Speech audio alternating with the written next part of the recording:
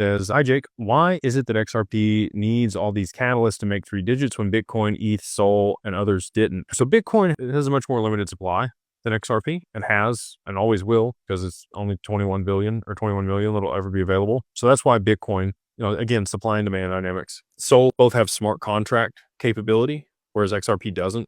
We might end up getting hooks migrated to the mainnet where it has lightweight smart contracts like XLM. XLM, you also haven't seen a huge price rise in that, even though they've implemented Sorband smart contracts. There's been a bunch of other things that have tied up those tokens that limit the supply. And now we have that same dynamic playing out for XRP with the spot ETFs that have launched. You've got, collateral or capital that's being held for the commodities trading. You got other derivatives that are being launched on XRP.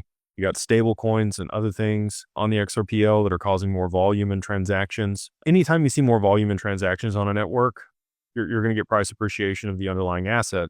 And so, Solana and Ethereum, because of the smart contract capability they had on those networks, NFTs were huge on those networks. We really didn't get a whole lot of volume for NFTs on the XRPL and adoption here. And then you've also seen a bunch of other smart contracts developed in Python and Solidity and on Solana that have real world, some real world application. The lending protocols also have, tied up a bunch of the supply. We have XLS 66, which will be borrow lend native on the XRPL, which I think will also, cause XRP to be locked up and less be available, and less supply and more demand means higher price.